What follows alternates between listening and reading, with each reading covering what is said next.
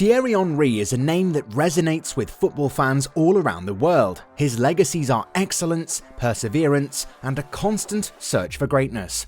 As the all-time top goalscorer for Arsenal and a member of the legendary Invincibles team, his achievements on the pitch speak for themselves. But there's more to Thierry Henry than just his accomplishments. He was a player who embodied artistry and finesse, a striker who could leave defenders in awe with his graceful yet powerful movements. In this video, we'll delve into the story of Thierry Henry's rise to fame, from his humble beginnings in the housing projects of Paris to his dazzling performances on the international stage. So sit back, relax, and join us on a journey through the life and career of one of football's greatest legends. But before we begin, don't forget to hit that like and subscribe button to stay up to date with our latest content.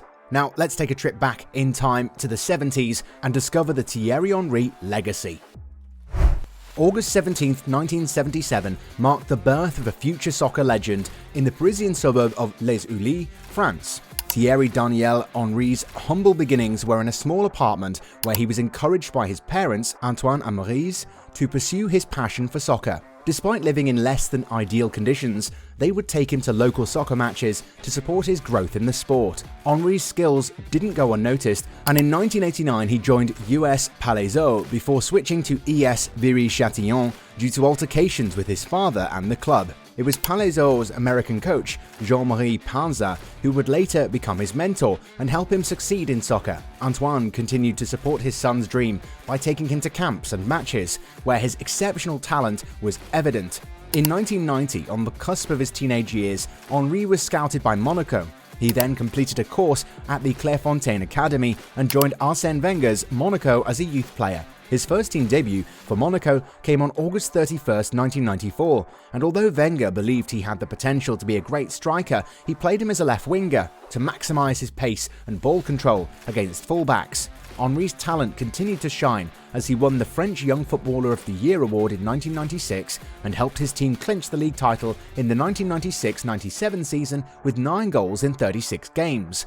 The following season saw him reach the semi-finals of the UEFA Champions League and participate in the World Cup on home soil, where France emerged victorious.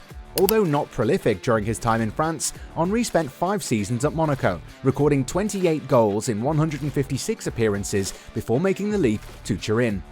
His move to Juventus was a brief one, and he recently revealed in an interview that clashes with Juve manager Luciano Moggi were the main reason for his departure. Moggi even attempted to loan him out to Udinese, but Henry refused, damaging his relationship with the club. To make matters worse, Henry didn't quite fit into Juventus' playing style and was primarily used as a wide midfielder in a 3-5-2 formation.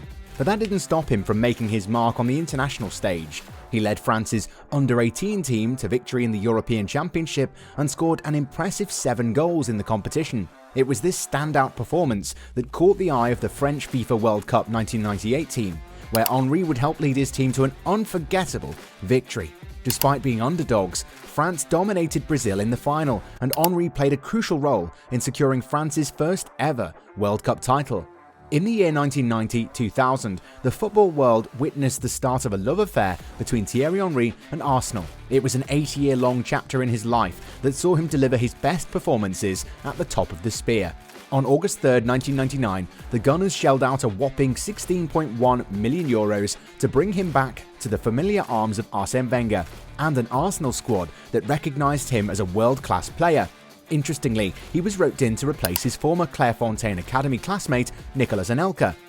Henry's early days in London were a bit rough. His past in Turin raised doubts among the supporters, and he himself was uncertain about his ability to keep up with the pace of English football. However, all of these doubts were put to rest after a few months. In his first year with Arsenal, he scored an impressive 26 goals in 47 games. Despite losing the UEFA Cup final to Galatasaray, he was able to celebrate the joy of winning Euro 2000 with the French national team. The 2000-2001 campaign turned out to be similar to the previous one in terms of numbers, with Arsenal finishing second to Manchester United in the Premier League.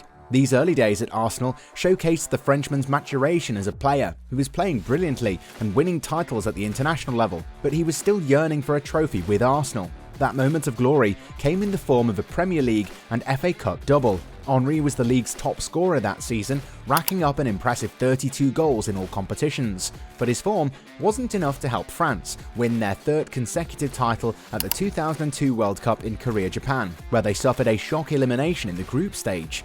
The 2002-03 season was one of Henry's finest in terms of performance. He scored 32 goals and provided 28 assists, becoming the first player in the 21st century to score more than 20 goals and 20 assists in a single season. The 2003-04 season is a legend in the annals of English soccer. It was a year that will go down in history as the best ever performance by any team in the league. After more than a century of waiting, a team finally recorded an unbeaten run through the domestic championship in a single season, claiming another league title. Arsenal's Invincibles went 38 matches unbeaten, with 26 wins and 12 draws. It was a perfect year, and Thierry Henry was at the forefront of it all. The Frenchman had once again surpassed all expectations, scoring 39 goals and assisting 18 times. He had reached the peak of his form, along with the team led by Arsène Wenger. They were unstoppable.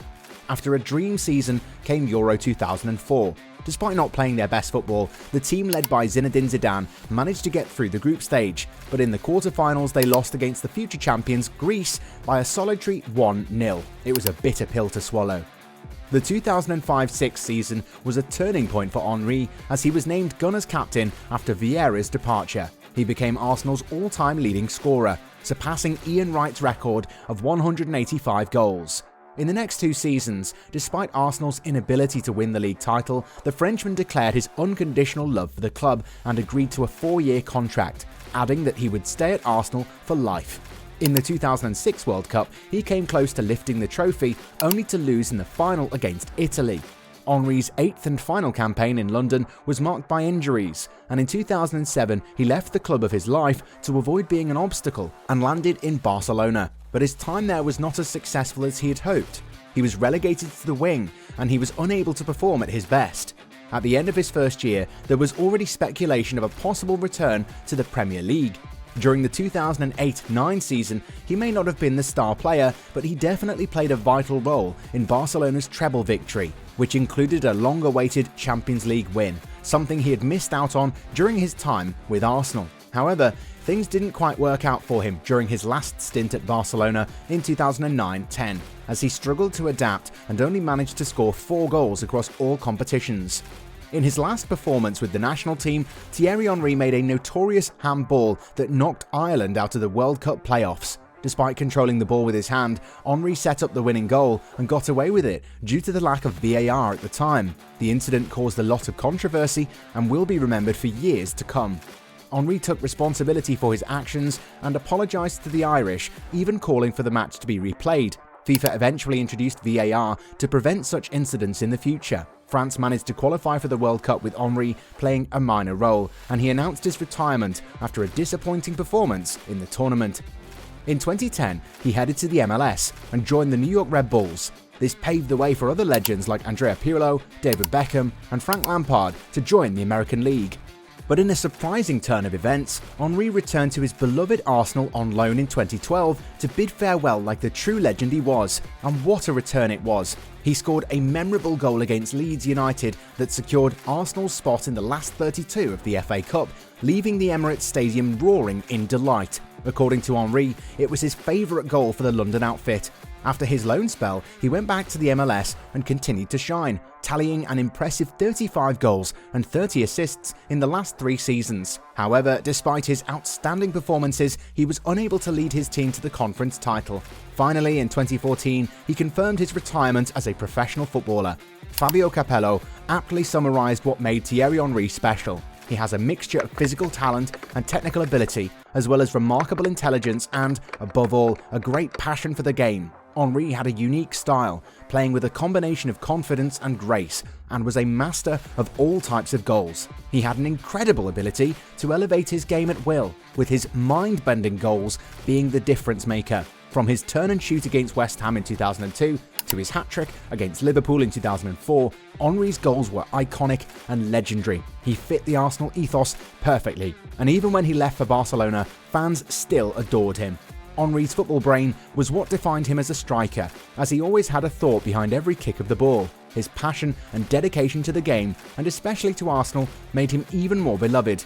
Henry's decision to stay with the club after the 2006 final in Paris, despite the possibility of a move, cemented his status as a true legend. Thierry Henry's legacy in football is nothing short of remarkable. He was a master of all styles and all goals, and his dedication to the game and passion for Arsenal made him a hero to fans around the world.